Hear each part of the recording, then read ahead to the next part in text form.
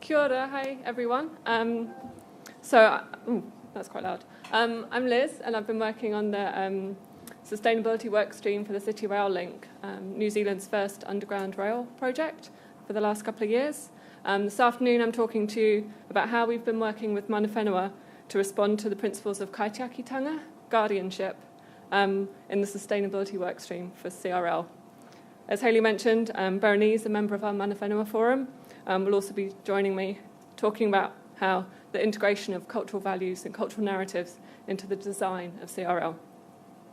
Now, before we get into the nitty-gritty, I just wanted to set the context of both the project that you guys over here might be a little bit less familiar with. You've got enough infrastructure going on over here, it seems, and also the work with Mana Whenua. So fingers crossed I've got a short video.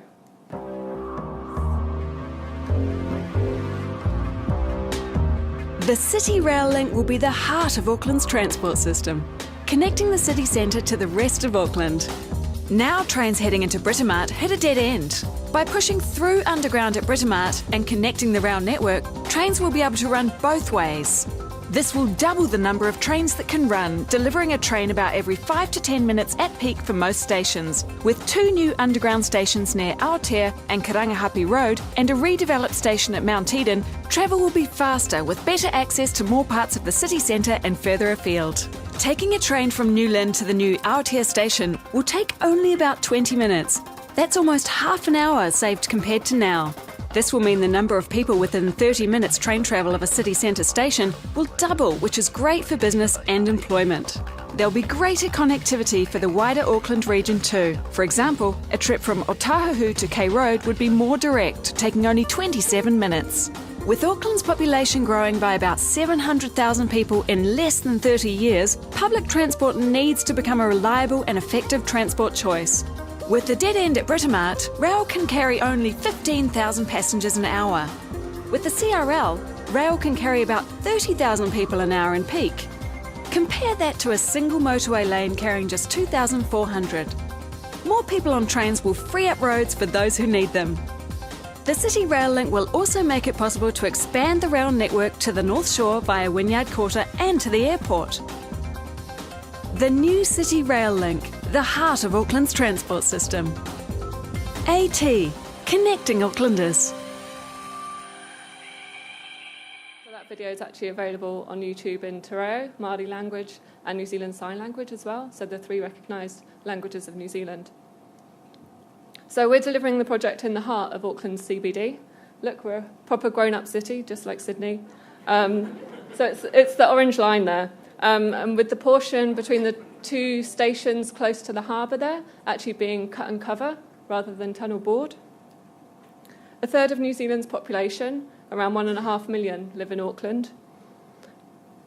And just over 140,000 of that population are Māori, which is about a quarter of New Zealand's Māori population.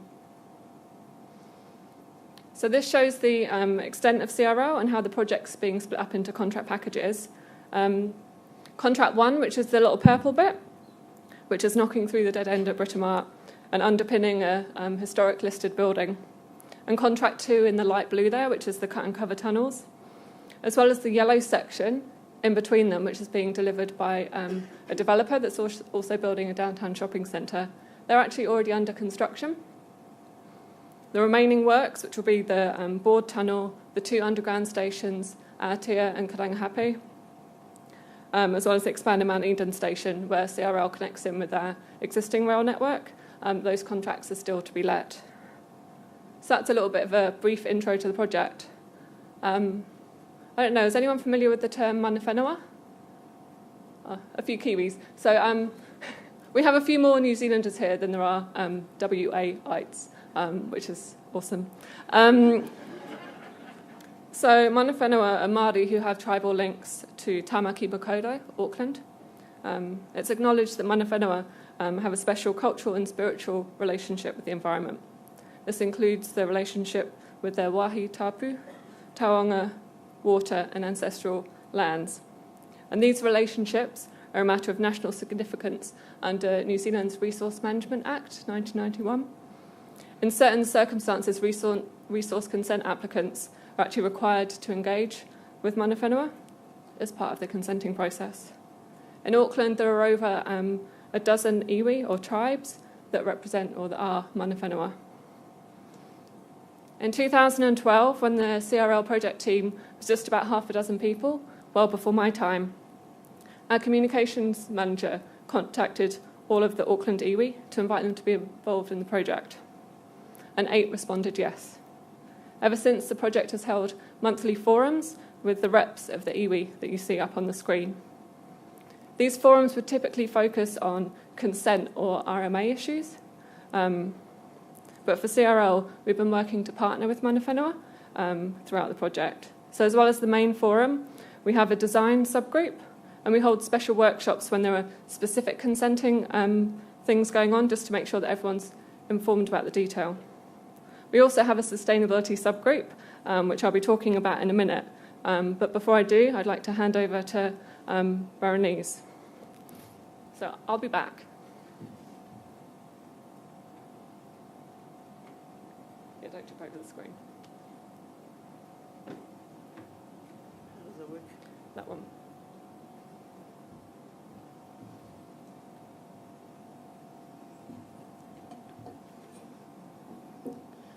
Ko Ranginui, ko Papatuanuku, ka puta, ko rongo, ko TANGAROA, ko TANE MAHUTA, ko tūmātauenga, ko haumie tike tike, ko rongo mā tāne.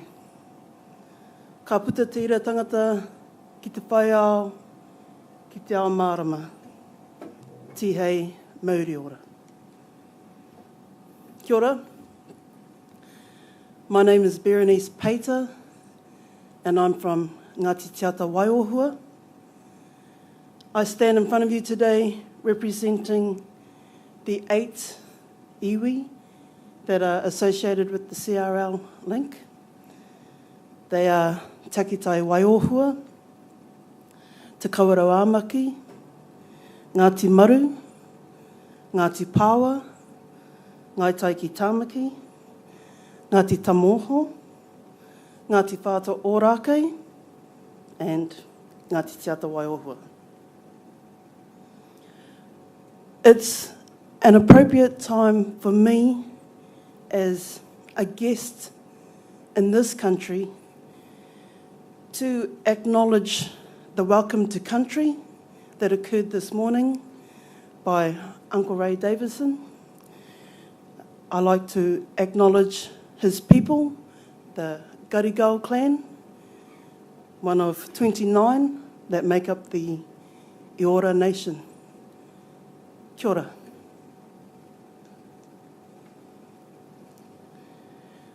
I started my presentation with a karakia, a prayer, a whakapapa, a genealogy.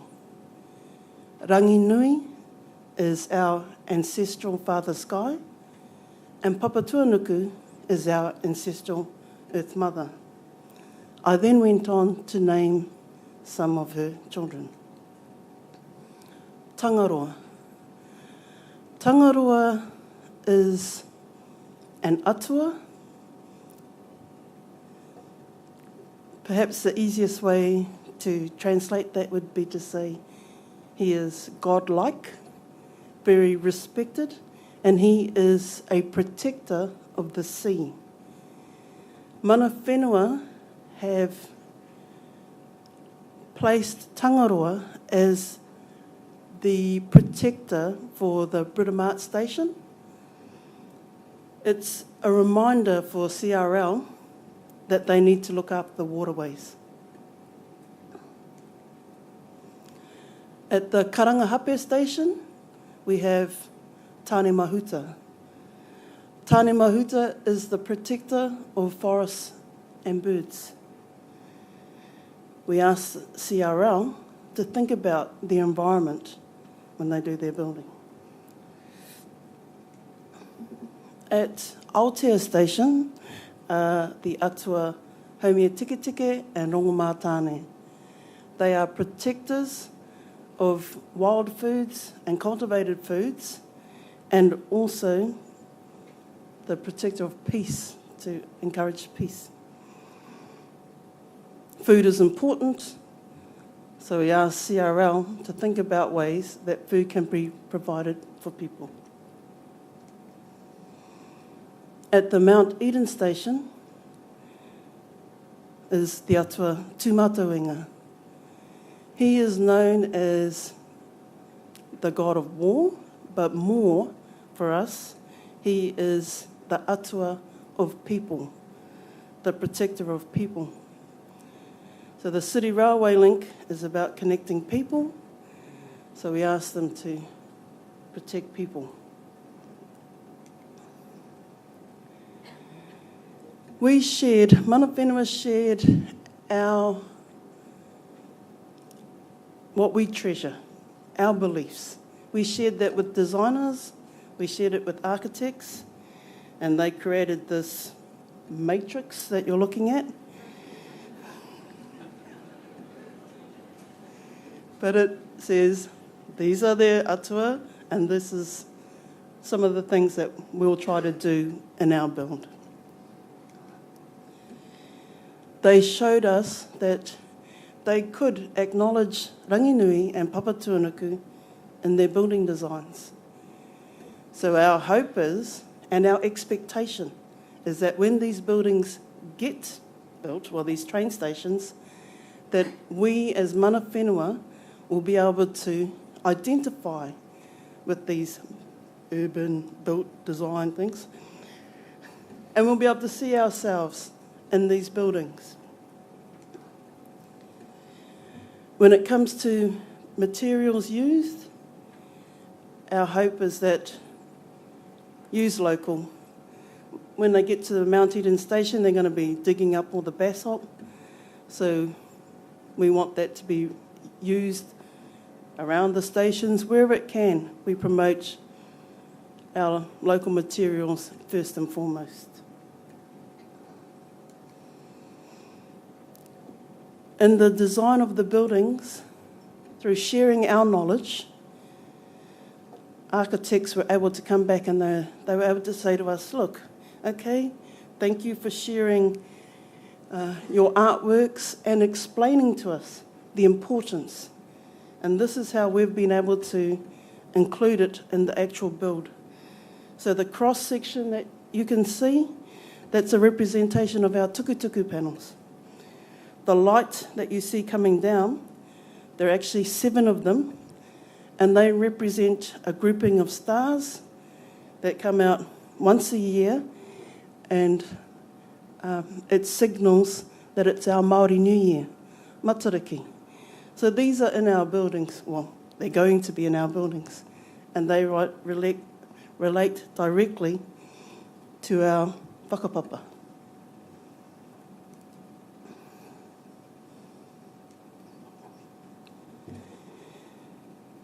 Thank you for your time. Kia ora.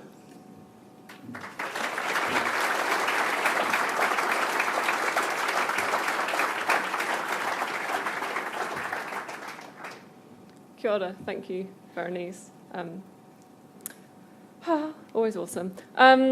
So I joined the project back in 2014, so a couple of years after the Mana Whenua Forum had first been established, when the project was shifting from design development to reference design phase, and had a really clear mandate from our project director, which is awesome, what every sustainability professional wants, which is that we want to set the benchmark for designing and constructing sustainable infrastructure in New Zealand. And I've been given license to do that through our project, which is amazing. So C1 and C2, Contract 1 and Contract 2, were let at the end of 2014, not long after I joined, as ECI contracts. And I had the opportunity to build in 4 requirements to those contracts. An excellent infrastructure rating. We're one of the New Zealand pilot projects along with Auckland Airport and Panuku Development Auckland. We have an aspirational zero waste to landfill target for our contractors, and they've developed waste avoidance and resource recovery plans.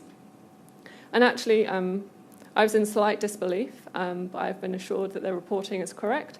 Contract 1 is actually at 99.1% diversion from landfill at their current stage. We'll see if that continues, but pretty awesome at the moment.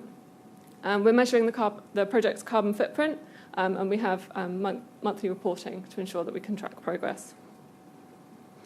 So as Berenize mentioned, we're collaborating with Mana Whenua in the design space, with cultural narratives being responded to in the station architecture and actually the engineering that's physically part of the buildings, the structures that we'll build. So our consenting team thought it would be a really awesome idea for me to present the sustainability workstream to the Mana Whenua Forum. And I was like, sure, sweet. It became evident pretty quickly that Mana Whenua were not super chuffed with us having adopted an Australian sustainability framework. They were extremely concerned about the lack of responsiveness to Indigenous peoples and and particularly the cultural context of New Zealand. So that was a really fun hui meeting, gathering of people, and a real education for me. However, with the IS framework already embedded into the C1 and C2 ECI contracts, Mana Whenua acknowledged that it was better to work with the framework rather than miss the opportunity for influence altogether. So we started the conversation about how we could make the IS framework more responsive to the cultural context of Tāmaki Makaurau. So the forum chose a collection of credits that were of importance to them that we then focused on adapting and enhancing. And we set up a subgroup of the main forum to help achieve this. And so up on the screen are the IS credits that the forum chose.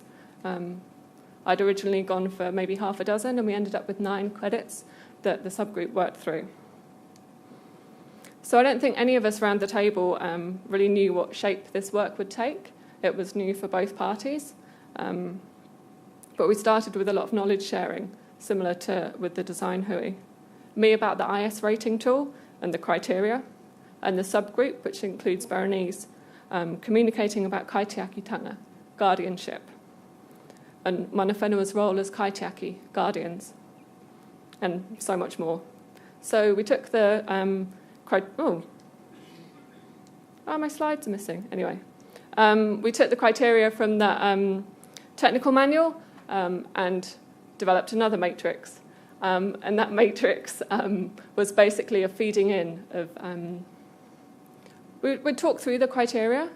I'd be presenting that from my perspective, from the ISCA perspective, and through talking through the criteria, the members of the subgroup kind of said, oh, well, that, for me, if I'm thinking about water quality, I'm actually thinking about waiora, water health, the fact that water is life, and how...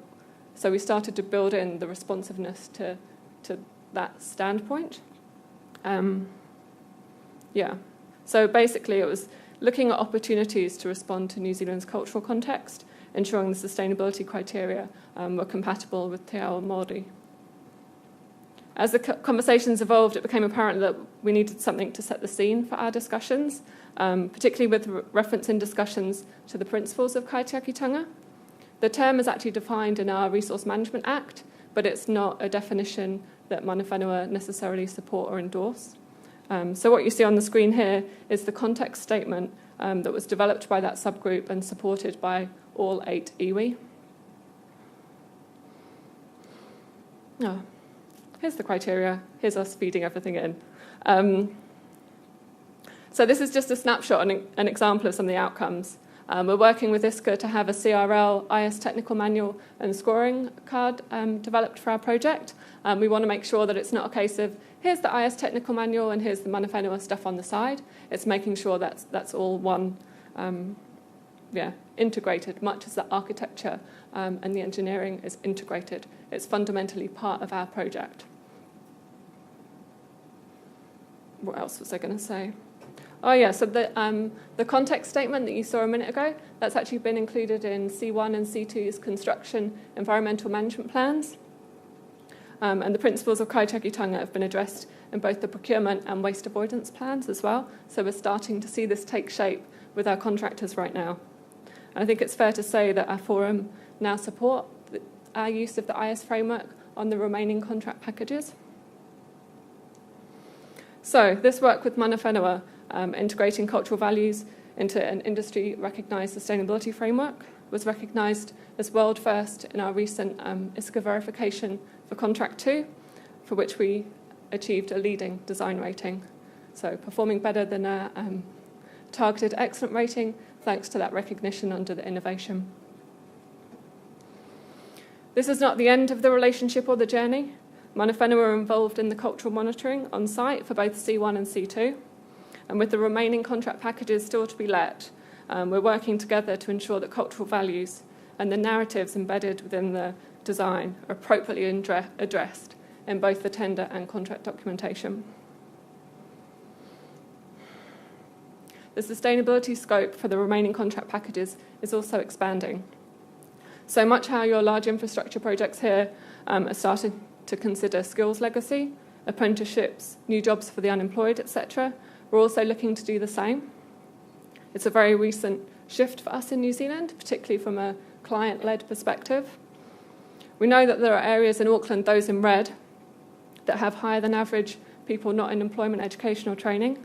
And we know that figures from our Ministry for Social Development show that nearly 75% of those who go on benefit under the age of 24 stay on benefit for life. And we know that Māori are disproportionately represented amongst these groups. Berenize has actually now joined the Auckland Transport team as our social development advisor, taking the opportunity we have to significantly increase the current pool of workers involved in infrastructure and construction, strengthening the Auckland workforce by moving people from benefit to paycheck, from inexperienced to competent, and from unskilled to qualified. And we'll be working with our forum to ensure that this work benefits Mana Whenua. We're also working, it's just interesting, some of the discussions earlier about measuring social value. We're actually working to set up a framework to do that for this work with the CRL. And we'll also be publishing our first sustainability report, hopefully when I get back to the office and get a few things finished off. So it should certainly be this year. Thank you.